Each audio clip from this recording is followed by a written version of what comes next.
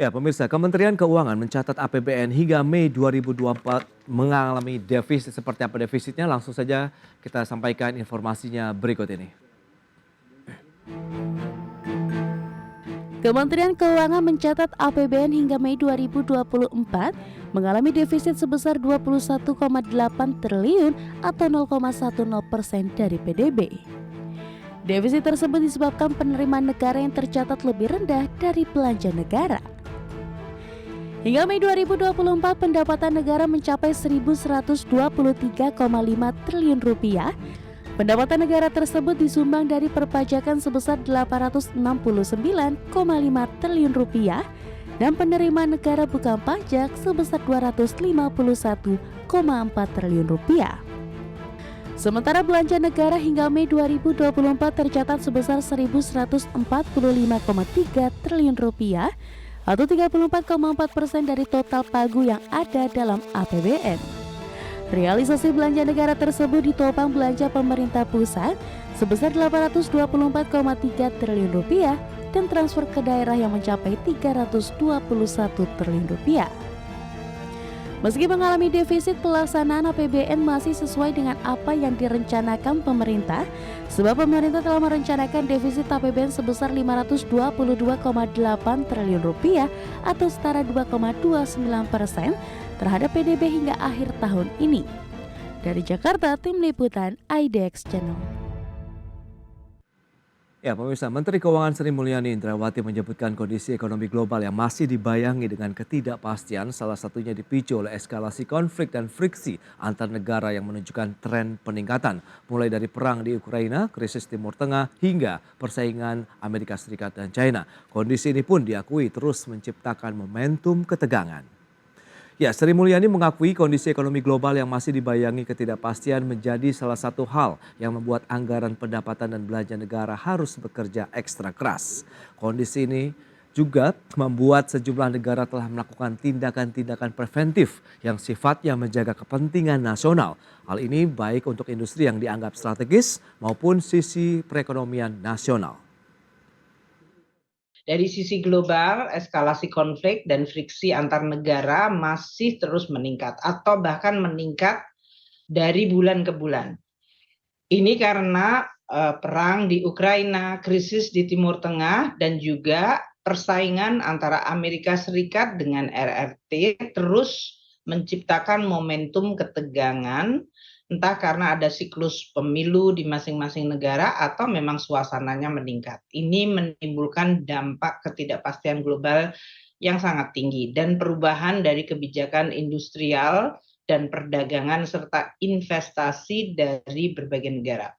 Kita lihat berbagai negara telah melakukan tindakan-tindakan preemptif yang sifatnya adalah menjaga kepentingan nasionalnya.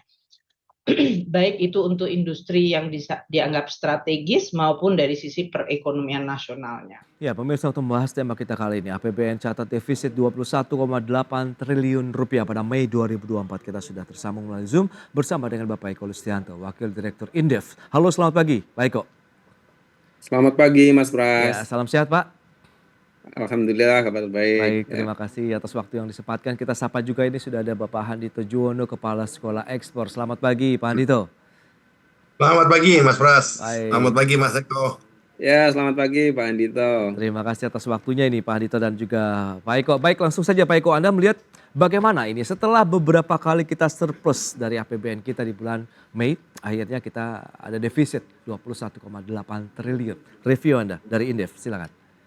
Ya, yang pertama kalau kita lihat tentu kalau dilihat dari sisi penerimaan atau pendapatan negara ya terjadi penurunan dan ini tentu tidak lepas dari situasi ekonomi ya baik di domestik maupun di global. Kalau yang di global tuh benar bahwa harga komoditas turun dan sejauh ini sebetulnya support dari APBN memang juga sangat ditentukan oleh dinamika harga komoditas ya dari hasil baik pajak ya dan juga kemudian yang non pajak ya atau penerimaan negara bukan pajak ini juga biasanya masih juga bertumbuh juga pada situasi komoditas. Nah, sementara di belanjanya ini kan agak digeber kalau saya lihat gitu ya. Jadi di bulan Mei ini relatif lebih kenceng gitu ya, terutama untuk berbagai macam program-program bantuan begitu dan ya kemudian menghasilkan defisit ya. Sebetulnya secara keseluruhan nilai defisit ini masih aman ya karena kan kita men-setting defisit APBN di 2024 ini 2,29% dan ini realisasi defisitnya itu baru 0,1% terhadap Ya, PDB ya. Jadi masih dalam range yang sangat jauh dari rencana kita. Tapi karena aspek penopang utamanya itu pendapatan dan kalau pendapatannya turun, nah ini memang menjadi concern ya dan turunnya sih menurut saya cukup dalam ini ya, lebih dari 7% begitu betul. itu menggambarkan ada tanda-tanda yang memang harus kita waspadai ya, tapi tidak cukup diwaspadai, tentu harus diambil upaya-upaya tertentu ya supaya nanti APBN ini kira-kira tetap sustain lah gitu ya sampai akhir tahun begitu. Baik, kalau kita review dengan penurunan pendapatan ini menurut Anda Pak Eko, lebih kepada bagian yang mana? Non migas yang selama ini menjadi andalan kita untuk ekspor pun mungkin karena pasar global yang sedang mengalami tekanan kah? Atau lebih kepada permasalahan internal begitu? eh Ya ini kombinasi Hmm, sebetulnya ya. Pertama memang aspek globalnya ya. karena penurunannya termasuk dari migas ya. Mhm. Dan kalau kita lihat non migasnya juga gede ya. Kalau kita lihat ekspor salah satu andalan kita adalah sawit ya. Hmm. Sawit ini kemarin turunnya cukup dalam tuh di neraca perdagangan kita ya. Jadi itu Oke. menggambarkan yang lainnya pada naik, neraca perdagangan masih surplus, Hmm. tapi CPO itu ini ya turun gitu ya. Turunnya jauh dari periode yang sama tahun lalu begitu. Itu Hmm. akhirnya berimplikasi pada pendapatan juga gitu. Nah, karena ini kan kombinasi. Nah, karena situasi global harganya kurang bagus ya atau Oke. mengalami normalisasi harga kira-kira begitu. Ya. Nah, itu di kontribusi penerimaan bagi perpajakannya di dalam negeri pun juga akhirnya berkurang gitu kan karena situasi tersebut gitu. Karena kan ini saling ini ya berkaitan begitu. Ketika Hmm. jualannya agak seret atau harganya tidak bagus ya Oke. labanya tidak tinggi ya kemudian kontribusi ke pajaknya juga lebih rendah gitu. Kira-kira Baik. situasinya seperti itu Mas Pras Oke, ya. Pak Eko. Nah, Pak Handito, lantas bagaimana sekolah ekspor melihat kondisi global begitu? Kalau ekspor memang tadi ada normalisasi harga komoditas kita yang selalu menjadi andalan, lebih kepada karena tadi ya, eskalasi, fluktuasi yang cukup tinggi perekonomian global, kemudian tadi eskalasi yang tidak tahu akan berakhir di mana begitu perang Rusia Ukraina, kemudian Palestina Israel dan beberapa tempat lainnya. Silakan. Ya, kalau soal kondisi ekonomi yang dipengaruhi oleh faktor global, Hmm. Ukraina, perang di Gaza dan sebagainya, saya rasa kita udah terbiasa nih lama-lama ya. Jadi Oke. maksud saya faktor itu sepertinya meskipun itu penting, Mhm. jangan lagi menjadi itulah jadikan konsideran karena Hmm. efeknya juga sudah makin berkurang karena Oke. sudah masing-masing menyesuaikan. Nah, jadi sekarang ini menurut saya ini real nih terjadi nih. Jadi nggak usah cari excuse-nya perang. Ini Hmm. real, ini bahaya ini menurut saya. Ekonomi Indonesia menurut saya dalam posisi yang bahaya. Saya nggak sebut lampu merah Mas Eko aja yang sebut yang ekonom beneran. Saya belajar Oke. ekonomi S3 tapi bukan ekonom gitu ya. Baik, Maksud baik. saya ini sudah lampunya lampu bahaya ini, lampu bahaya kuning menjelang merah yang bahaya. Hmm. Dan ini udah ancaman krisis ini menurut saya ya. Jadi kalau dibiarkan begini maka akan babak belur, nggak hanya APBN-nya tekor, ini Oke. neraca perdagangan bisa bahaya juga dan buntutnya kemana-mana. Jadi apa yang harus dilakukan? Semalam di diskusi ini kebetulan ada kelas ini ya sekolah ekspor yang dengan mahasiswa kampus Merdeka ada 1.000 orang yang mereka sudah makin pintar, makin kritis gitu. Ada yang ketika ngomong ekspor ada yang bilang begini, Hmm. Pak, kenapa kita ini nggak ajak anak-anak muda kita ini untuk mencintai produk Indonesia gitu? Kenapa nggak kita dorong supaya kita ini kami ini dia bilang kita produk Indonesia. Saya bilang saya setuju 170% itu saya bilang gitu. Jadi saya rasa ini sudah waktunya kembali re-campaign kampanye gemar produk Indonesia atau aku cinta produk Indonesia apapun namanya yang real tapi yang real ya. Selama ini Oke. kita terlalu terfokus pada masuk ke platform-platform doang. Menurut saya nggak real ini. Ini harus real. Yang kedua saya rasa sekarang sudah waktunya kita bikin revolusi ekspor ya. Saya mengatakan revolusi ekspor karena kemampuan sudah ada nih, infrastrukturnya sudah ada. Paling enggak kalau dari sekolah ekspor sudah ada 4.000 lebih mahasiswa selesai program belajar ekspor 1 tahun.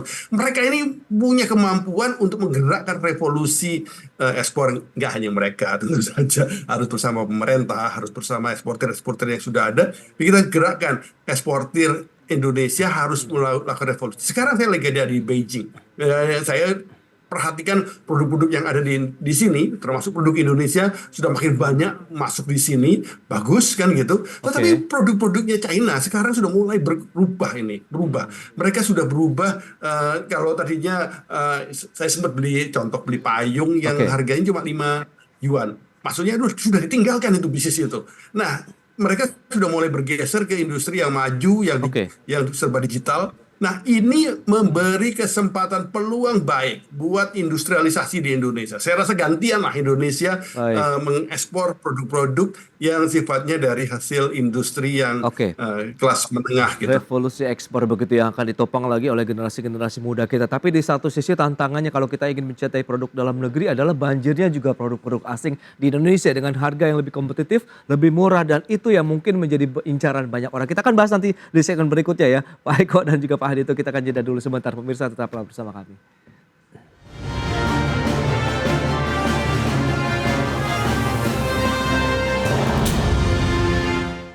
Ya, Anda masih menyaksikan Market Review. Pemirsa, berikut ini kembali kami sampaikan data untuk Anda terkait dengan APBN 2024 ini yang kembali mengalami defisit ya, terjadi 21,8 triliun rupiah ya. Seperti yang bisa Anda saksikan di layar televisi Anda, pendapatan negara ada 1.123,5 triliun atau 40,1% dari target di tahun 2024. Belanja negaranya 1.145,3 triliun atau sekitar 40,1% dari target juga di tahun 2024, sehingga ada defisit APBN 21,8 triliun atau hanya sekitar 0,1% dari PDB.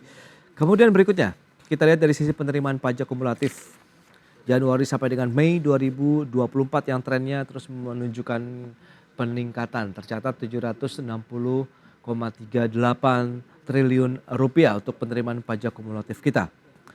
Kemudian bagaimana dengan nilai ekspor Indonesia di tahun 2024 Januari sampai dengan Mei? Ya, cenderung di rata-rata 20 miliar dolar Amerika. Tercatat di bulan Mei 22,32 miliar dolar Amerika untuk nilai ekspor Indonesia. Baik, kita lanjutkan kembali perbincangan bersama dengan Bapak Eko Listianto, Wakil Direktur Indef, dan juga Bapak Hadito Juwono, Kepala Sekolah Ekspor. Baik, Pak Eko, coba kita akan bahas terkait dengan beberapa data yang tadi sudah disampaikan. Dari sisi penerimaan pajak kumulatif kita trennya masih naik nih, berarti masih oke. Sementara belanja negara yang tadi Anda sampaikan di awal juga memang lebih tinggi daripada pendapatan kita. Nah, apakah komposisi ini memang ideal? Begitu Anda melihat bagaimana pemanfaatan ekonomi dalam negeri yang seperti disampaikan Pak Hadi itu, bahwa mencintai produk-produk dalam negeri ini masih cukup relevan tidak di tengah gempuran produk-produk impor ini? Silakan. Baik. Ya baik, Mas Pras ya. Jadi kalau kemudian kita upayakan strategi untuk mendorong katakanlah mengkonsumsi produk dalam negeri ya, Ya.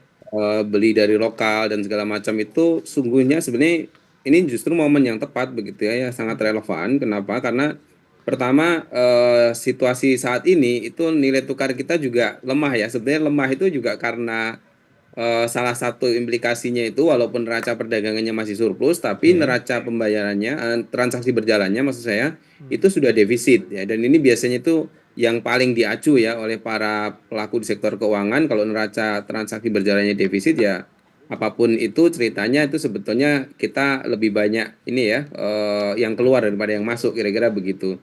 Nah sehingga dalam kondisi seperti ini sangat penting begitu pemerintah mendorong bagaimana menggelorakan ya, tidak hanya cukup disemangat sih sebetulnya, tapi real begitu seperti Pak Andito bilang tadi, beli Oke.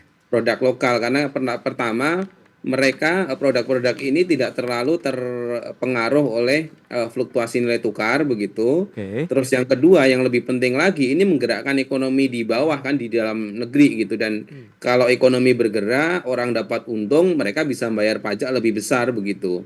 Tapi kalau kita hanya mainnya impor-impor saja, hanya pragmatis semacam itu, memang nanti kejadiannya ya pajaknya belum tentu naik, sudah jelas ya cadangan devisanya tergerus gitu karena untuk membeli produk-produk dari luar negeri begitu. Kira-kira Oke. begitu. Jadi Tapi kan ini kondisi momen yang dengan pas.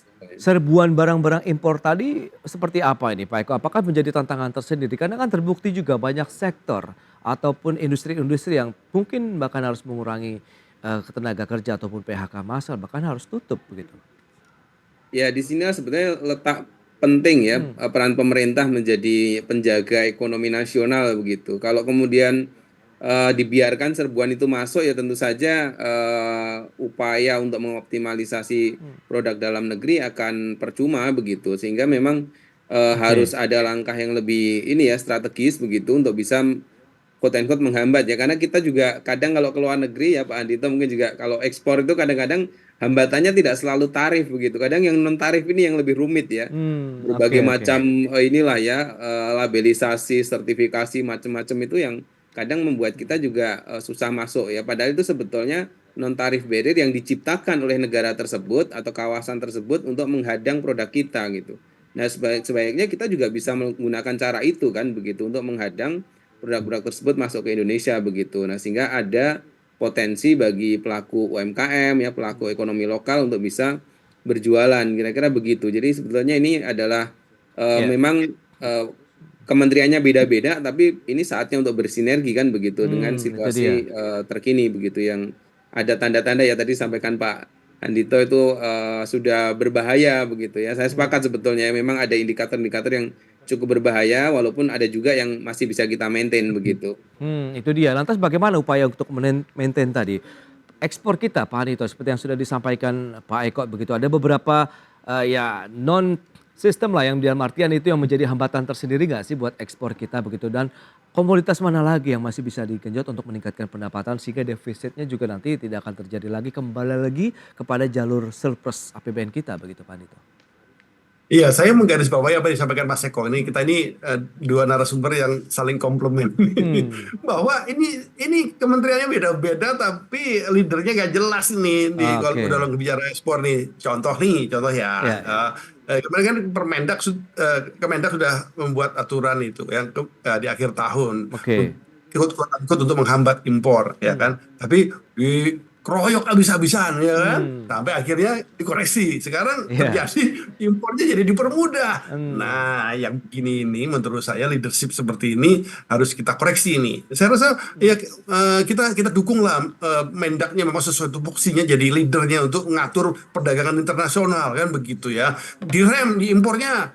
Soalnya semalam itu ya, ini anak muda ini hmm. dari Kalimantan dekatnya IKN sana kuliahnya gitu ya, yang dia menggarisbawahi Pak, saya udah ke sana kemari, produk-produk saya udah dicoba ke sana kemari, kita juga kerjasama dengan UKM-UKM, mereka pada rugi miliaran rupiah karena kemudian hancur harganya karena masuknya barang-barang impor kan gitu.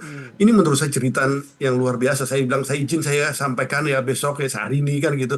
Ini anak-anak muda loh yang ngomong kayak begituan. Saya Oke. rasa sekarang ini sih di bidang perdagangan internasional ini harus diwujudkan kembali. Jadi kita perkuat deh. Ekspor ini disinergikan, kasih kepercayaan pada Menteri Perdagangan untuk ngatur impornya, rem. Udah darurat ini. Saya rasa ini saya menyesalkan Permendak harus dikoreksi sehingga memudahkan impor gitu ya. Kita nggak anti impor, tapi Oke. sebenarnya kasihlah kesempatan bernafas buat produk-produk Indonesia ini, dan kita bangunkan dengan semangat gemar produk Indonesia. Tapi yang kedua soal ekspornya harusnya apa?